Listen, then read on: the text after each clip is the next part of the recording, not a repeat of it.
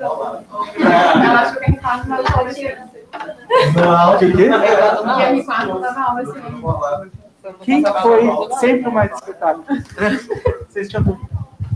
Bom, pessoal, boa tarde. Eu não sei se é prazer ou a palavra, né? Ou se a responsabilidade de, no meio de um monte de gente boa, me colocaram para dar um Journal Club, né? Então, primeiramente, boas-vindas aí a todo mundo que está integrando a nossa residência e os fellows também, né? A gente vai começar aí com o primeiro Journal Club. Desculpa, já vi que não agradei com o fundo aí, peço desculpas, tá? Vai ser um desafio fazer o primeiro Journal Club aí, principalmente depois da aula do Bruno, falando como fazer um Journal Club. Mas a gente vai conversar aí sobre esse RCT que foi publicado no New England, né, que é tratar padrões de eletroencefalograma periódicos e rítmicos em pacientes que sobreviveram a uma parada cardiorrespiratória e tiveram recuperação da circulação, tá? Meu nome é Gabriel, sou residente. Bom, o que a gente tem até hoje sobre status epilético ou algo do tipo no paciente pós-operatório, pós-parada, né? O que a gente tem são estudos de corte e que evidenciam que os pacientes que têm status epiléticos pós-anóxio, eles estão mais presentes nos pacientes que evoluíram a óbito no decorrer do acompanhamento, né?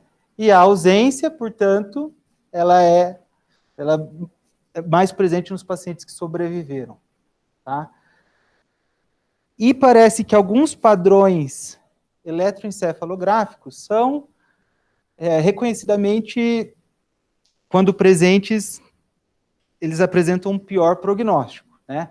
Inclusive, tem um score proposto, prognóstico de padrões eletroencefalográficos nas primeiras 36 horas e de 36 a 72 horas, que você vai pontuando e que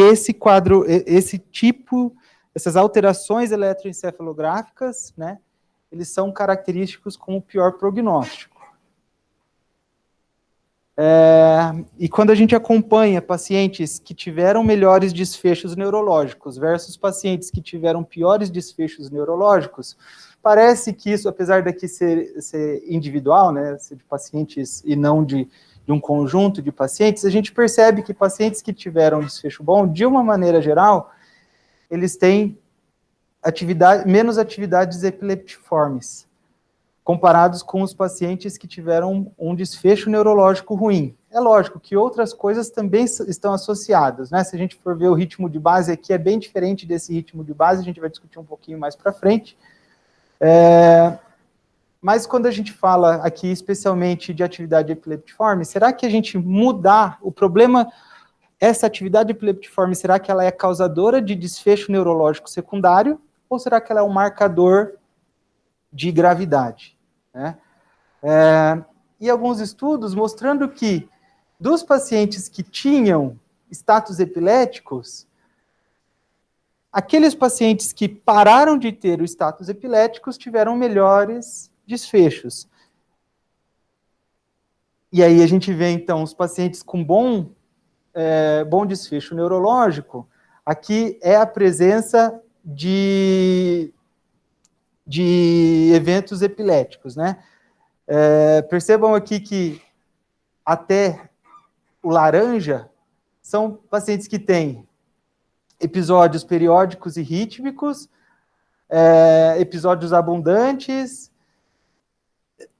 crise convulsiva, né, convulsão e etc. Então, percebam que nos pacientes que têm pior prognóstico, isso está presente desde as primeiras horas, das primeiras 12 horas. Então, será que faz sentido a gente tratar isso? Né?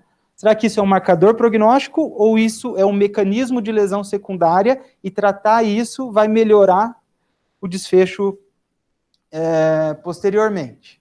E aí vem a pergunta do estudo, né? O tratamento intensivo e gradual com anticonvulsivantes e sedativos para suprimir padrões rítmicos e periódicos identificados no eletroencefalograma de pacientes em coma depois de PCR reduz a prevalência de pior prognóstico neurológico em 3 meses, comparado ao tratamento usual? Aí vamos, só para a gente fazer um exercício de dar uma... Vamos ver o picote aqui. Então, a população, pacientes em coma pós-PCR. Tudo bem? A intervenção, tratamento intensivo e gradual com anticonvulsivantes e sedativos para suprimir padrões rítmicos e periódicos identificados no eletroencefalograma. Comparado com o tratamento usual, e o desfecho é prevalência de pior prognóstico neurológico e o tempo em 3 meses. Tudo bem aqui, a gente entende todos os conteúdos da pergunta, né? Então, beleza. Foi, então, um estudo clínico pragmático, né?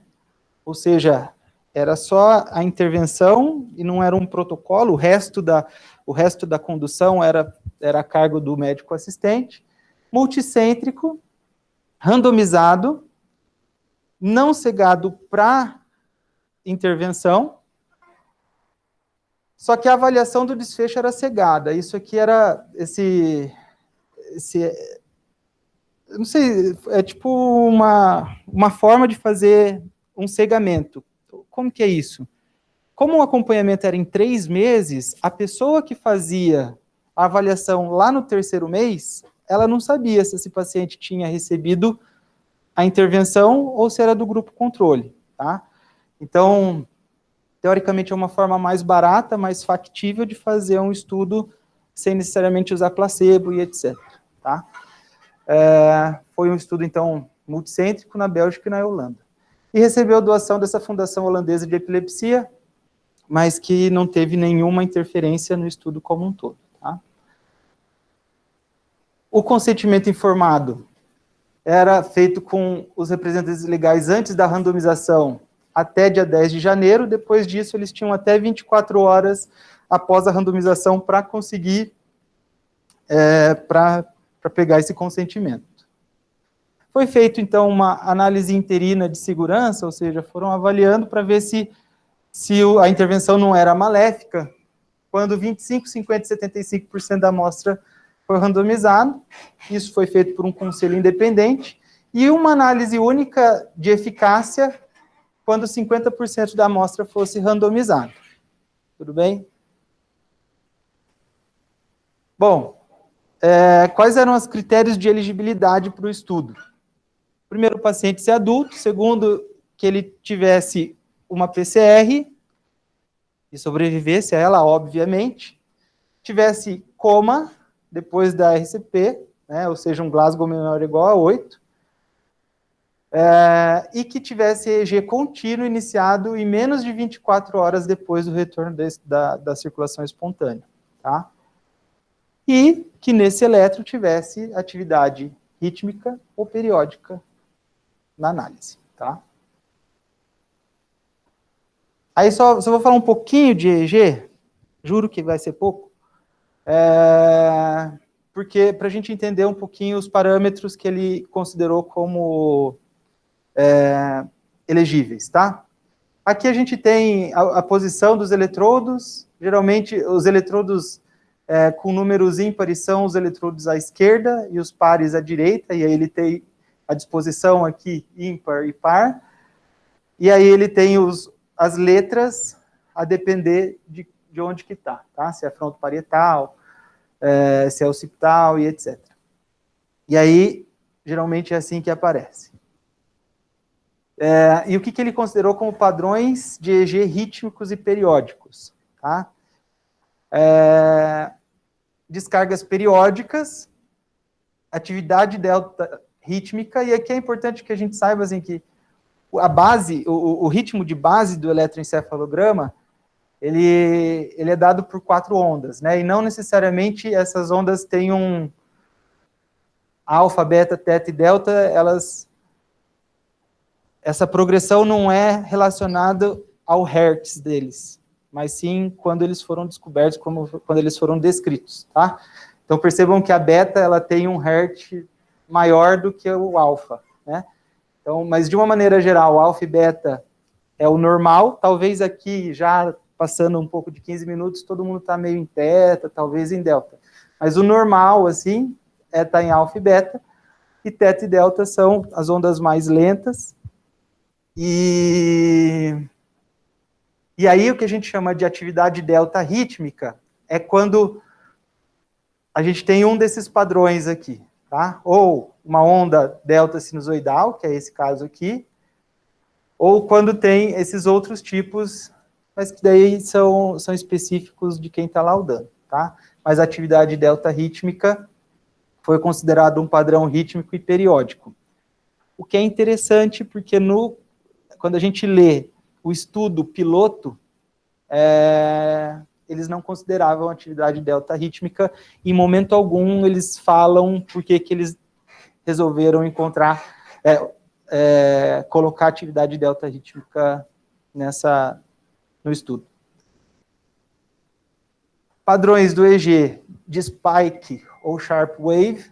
Então, o spike é quando você tem um pico, né, uma espícula mais curta, e o sharp é quando essa espícula ela é um pouco mais longa. Então, o sharp é de 20 a 70 milissegundos, o spike é de 20 a 70 milissegundos e o sharp de 70 a 200. Então, aqui a gente vê os padrões de spike wave, end wave, né? Então, faz o padrão de pico e depois uma onda, pico e onda, de uma maneira periódica, rítmica, tá? Numa taxa de 0,5 Hz ou mais, né? Então tem que ser periódica, e a duração mínima de atividade contínua, ou seja, se eu tenho alguma coisa um padrão que era contínuo, um mínimo de 30 minutos, ou se for intermitente, que tenha 5 minutos, e recorrente pelo menos 2 vezes em 60 minutos. Foi isso que foi considerado como atividade rítmica e periódica no padrão do EEG, e isso está no consenso de 2021 como considerado como rítmico e periódico. Aí aqui alguns padrões que foram encontrados nos pacientes, né? Aqui, convulsão, padrão eletrográfico de convulsão, padrão em evolução, então aqui que você tem uma redução do Hertz ou um aumento do Hertz. Aqui, uma GPD, que é descargas periódicas generalizadas, então a gente percebe que está tanto no lado esquerdo como no lado direito, e aqui outros padrões. Nesse caso, uma atividade delta rítmica. Aí, os critérios de inclusão a gente já falou, os critérios de inclusão são bem intuitivos, tá? Os pacientes que tinham alguma lesão cerebral progressiva, tumor ou doença neurodegenerativa. Glasgow, outra condição que limitasse a vida ou se o paciente estava em outro estudo e etc. Tá? Como que foi a randomização? A randomização foi feita através desse ALEA, e pelo que eu entendi, é um site que faz randomização e auxílio em estudo randomizado, numa taxa de 1:1, em blocos de 4 a 10, e foi estratificado conforme o centro. E aí o paciente era, então, randomizado para intervenção, e essa intervenção ela era escalonada, tá? Ela era em passos, primeiro, segundo, terceiro passo, que a gente vai falar, com a intenção de suprimir completamente a atividade rítmica e periódica do EG, versus padrãozão. E aí isso era critério dos médicos assistentes, mas a gente falava assim que sugeria seguir as diretrizes atuais, tá? E todo mundo tinha controle de temperatura direcionado, e aí ele fala que não necessariamente não era hipotermia, mas evitar a hipertermia. E como que era a intervenção? Então, o primeiro passo era fazer dose de ataque de ferritoína e associar um sedativo. Esse sedativo poderia ser lorazepam ou midazolam. Se mesmo assim o paciente continuava com descargas epileptiformes.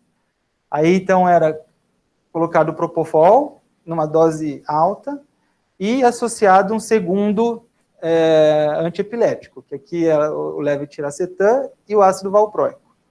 E, por fim, se mesmo assim o paciente continuava, aí começava o tiopental. E qual que era o objetivo? Então, de novo, suprimir a atividade rítmica periódica por pelo menos 48 horas, definido como mais de 90% da atividade que tinha previamente suprimida. Esse tratamento ele foi iniciado dentro de 3 horas depois da detecção, então o paciente ele recebia o diagnóstico, era randomizado e esse tratamento tinha que começar em 3 horas depois do reconhecimento do padrão. Se esses padrões retornassem depois de 48 horas, a decisão de prolongar o tratamento ficava a critério do médico assistente. Então, a intervenção era por até 48 horas, tá, de cessação. Depois disso, era critério da equipe assistente. O desfecho primário era o desfecho neurológico de acordo com a escala de categoria de performance cerebral em 3 meses, tá? E essa categoria, então, vai de 1 a 5, sendo 5 paciente morto, e o 1, paciente que tem pequenas desabilidades. E aí eles dicotomizaram isso, né? Então, ao invés de ser de colocar de maneira ordinal, foi dicotomizado para desfechos positivos CPC 1 e 2 e desfechos negativos 3, 4 e 5. Tá? E isso foi então do protocolo. E desfechos secundários, mortalidade em 3 meses, tempo de internação na UTI, duração da ventilação mecânica, colocaram como desfecho de segurança qualquer evento adverso grave, e desfechos de 6 e 12 meses ainda não foram avaliados. Apesar de que o último paciente randomizado foi em 2021, em janeiro, então em janeiro de 2022 terminou esse acesso aos desfechos de 6 e 12 meses, só que ainda não foi, nessa publicação ainda a gente não tem isso. Em relação à monitorização do EEG, para análises subsequentes, né, foi classificado o padrão do EEG como convulsão eletrográfica, padrões em evolução, GPD e outros padrões de periódicos. Tá?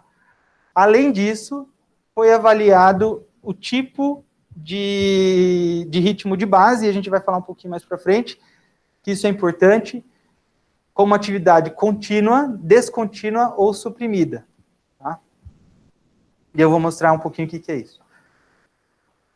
E aí classificou a resposta do tratamento também baseado no índice de atividade do EEG nos 2 grupos. Supressão completa, que era o objetivo do tratamento, né, que era suprimir mais de 90% da atividade, e a supressão parcial, que era de 50% a 90%, e sem supressão quando era menor do que 50%.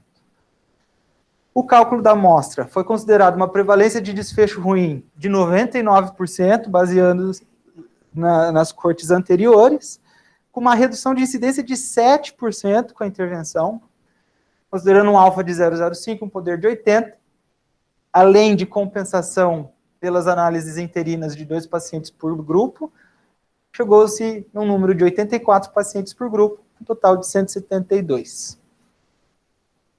A análise foi feita por intenção de tratar e expresso com a diferença de risco em pontos percentuais, com intervalo de confiança de 95%, e o P que eles usaram como significativo de 0,0429, com punição pela análise interina de eficácia. As análises secundárias do desfecho primário foram feitas como diferença de risco de um desfecho ruim para todos os outros desfechos dicotômicos, a mudança entre os scores do CPC na direção do melhor desfecho, e foi feita regressão logística ordinal multivariável, com avaliação do odds ratio. E os desfechos secundários foram avaliados com uma estatística bem, assim, ok. O teste T para variáveis contínuas ordinais, nos casos que tinham distribuição normal, Mann-Whitney para aquelas que tinham distribuição não normal, teste exato de Fisher para as variáveis categóricas, e não havia um plano pré-especificado para dados faltantes. Além disso, fizeram a ideia inicial para o desfecho primário era fazer intenção de tratar, mas também avaliaram análise por protocolo de todos os pacientes que receberam anticonvulsivantes versus os pacientes que não receberam anticonvulsivantes.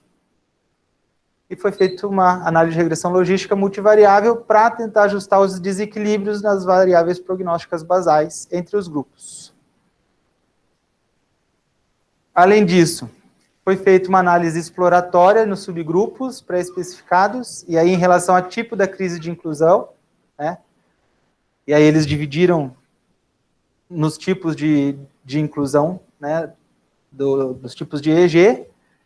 Em relação à continuidade do ritmo de base de inclusão, e aquilo que a gente falou, né? O ritmo, a base do EEG, ele tem um ritmo, um padrão de ritmo, e aí quando ele é contínua, ele tem ali alfa, teta, beta e tal, e de uma maneira contínua, ou descontínua. E aí a gente tem o descontínua de 10% a 50% do tempo, que tem surto e supressão, né? Então a gente tem períodos de supressão de atividade de base, e aí de 0 a 50%. Desculpa, o surto e supressão é quando isso acontece em mais de 50% do tempo, tá? E suprimida é quando a linha de base está supressa mesmo, não tem atividade basal. Isso é importante porque naqueles estudos que eu mostrei para vocês, isso aqui também está associado com piores desfechos. Tá? É um marcador de pior prognóstico. E eles também fizeram análise exploratória do tempo de início da crise. Então, se começou em menos de 24 horas, de 24 a 48 horas e mais de 48 horas. E ele colocou isso 2 vezes no estudo, que o estudo não teve poder para analisar esses subgrupos, e eles fizeram uma análise pós-hoc de subgrupo, comparando os pacientes que tinham GPD, ou seja, descargas periódicas generalizadas, versus os que não tinham GPD. Tá? E colocaram todos no mesmo saco. E aí eles usaram esse software aqui, não usaram o R. Receberam dinheiro, né? Dava para pagar. Bom, resultado. Eles randomizaram os pacientes de 2014 a 2021, tiveram EEG pós-parada em 2.528 pacientes, e viram essa atividade periódica e ritmo em 354, 72 não foram randomizados por demora na interpretação, e eles incluíram a quantidade de pacientes que eles tinham calculado como amostra. Né? O flowchart, então, mostrando isso, né, os pacientes tinham elegibilidade para EEG, uma galera não tinha, a galera que tinha foi excluído bastante gente aí, ou porque o tratamento em 3 horas não era possível, ou porque o EEG demorou para começar, e aí outras razões, aqueles perderam, não sei se demoraram para pensar em incluir e tal, mas uma galerona, 72 pessoas, foi por isso. E aí, então, foi randomizado 177, 7 não obteram o consentimento, e aí foram alocados 88 para o grupo intervenção, 84 para o grupo controle. Dos 88, todos receberam droga antiepiléptica. Desses aqui, dos 84, 8 receberam drogas antiepilépticas. Então, para análise de intenção de tratar, foi utilizado esse versus esse, e para análise de protocolo foi esse mais esse versus esse. Tudo bem? Não perderam segmento. Vamos lá. Então, para os resultados. A tabela 1, pós-randomização, me chamou a atenção algumas coisas. Mas, de uma maneira geral, está bem equilibrado. O que me chama um pouco de atenção é que o grupo controle teve a causa presumida foi outra que não cardíaca, talvez isso mude alguma coisa, apesar de que o ritmo inicial era chocável, também um pouquinho heterogêneo aí. E o tempo médio, aí o tempo médio para retorno de circulação espontânea também parece que foi um pouquinho diferente, né? O New England não coloca o P na tabela 1 porque confia na randomização, é isso, né, Bruno? Assim, eles...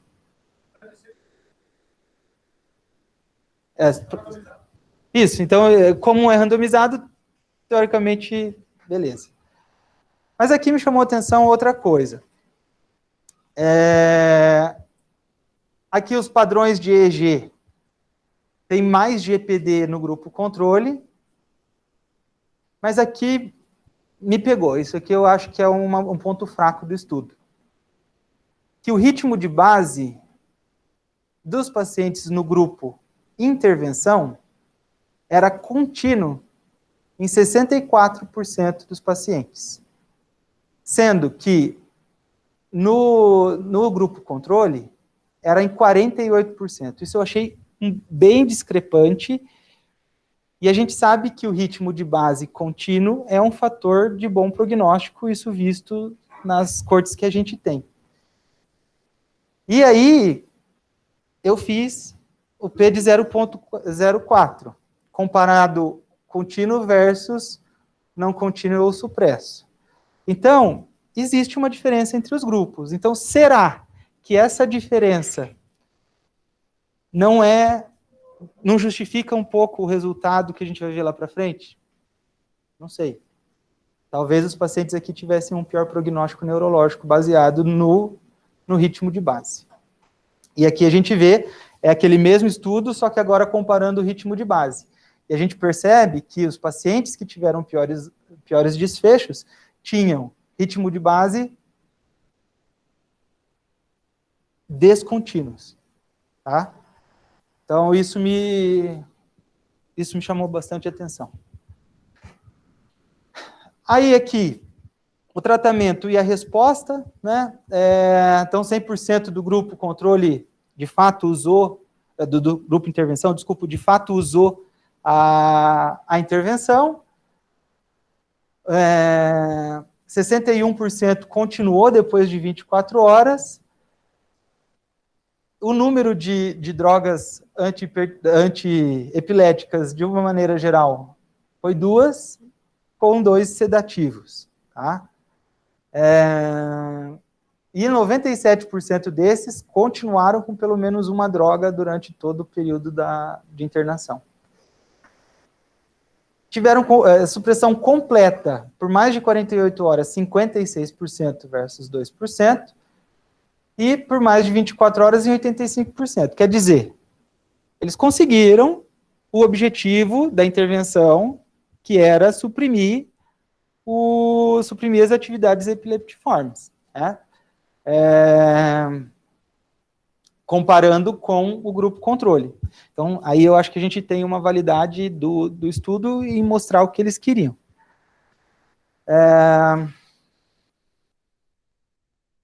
E é isso. Então, 77% aí do grupo intervenção tiveram retirada de suporte e 78% do grupo controle.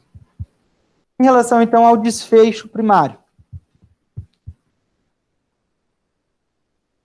Foi neutro, não teve diferença, tá? Então, quando a gente vê desfecho neurológico em 3 meses, foi a mesma coisa tratar ou não tratar. Quando a gente faz avaliação por análise de protocolo, também não teve diferença.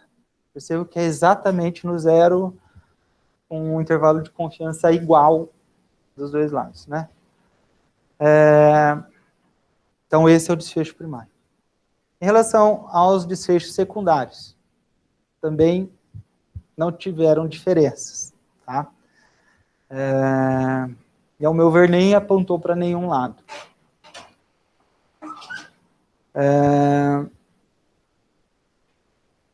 Aqui, o tempo de internação de UTI, talvez aí um dia a mais, no grupo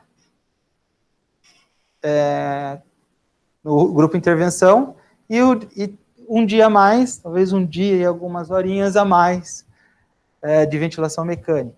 Então, numa situação que a probabilidade de infecção aumenta muito, quanto mais dias a gente tem de ventilação mecânica e quanto mais tempo a gente tem de UTI, talvez isso, para a nossa realidade, a gente tem que levar em consideração. Em relação a efeitos adversos, né, as análises aí de segurança, nada que chame atenção, tá? Não teve nenhum tipo de diferença, assim, significativa. E aí, quando a gente pega o score avaliado em 3 meses, né, eles consideraram esses 2 azuis aqui mais claros como os desfechos favoráveis. Aqui dá a impressão de que talvez teve uma pequena diferença quando a gente compara o grupo que usou os anticonvulsivantes versus o grupo controle. Na análise de subgrupo, a gente não teve nenhum tipo de alteração, assim. Deu uma pequena... Pareceu aqui que o GPD favoreceu o controle, e os outros tipos de convulsão, e talvez aqui veio a ideia da análise pós-hoc, de juntar todo mundo esse aqui no mesmo grupo, mas não teve nenhuma diferença. E aí, quando eles fizeram a avaliação pós-hoc, comparando GPD versus não GPD, parece que o não GPD teve um benefício maior, ou mostrou benefício para tratar. Só que eles colocam que é uma análise pós-hoc, o estudo não teve poder para isso, a gente talvez tenha que fazer outros estudos para ver se, de fato, então tratar padrões não GPD, será que melhora ou não? A gente tem que fazer outro trabalho para ver isso.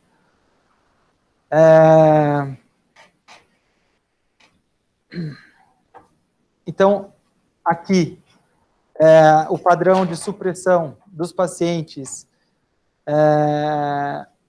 aqui, especificamente dos pacientes que tinham um padrão não GPD e que tiveram um bom desfecho neurológico. Percebam que a supressão, o ritmo de base deles,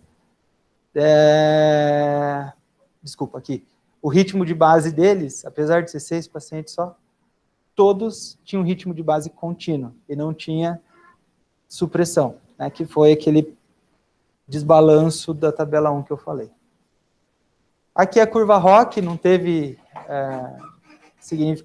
não teve diferença, né, na sobrevida cumulativa global. E aqui é só para, com o passar do tempo, depois da recuperação, foram os pacientes que foram tendo retirada de suporte, né, e no grupo intervenção, parece que isso foi atrasado, talvez em 48 horas aí, em comparação com o grupo controle, que a maioria teve em 5 dias já a retirada de suporte. Então, talvez essa avaliação prognóstica, quando você está fazendo a intervenção, talvez demore um pouquinho mais. E aí, o que eles trouxeram como conclusão, que nos pacientes comatosos, um tratamento intensivo, no período de pelo menos 48 horas, não melhorou desfechos neurológicos em 3 meses. É isso.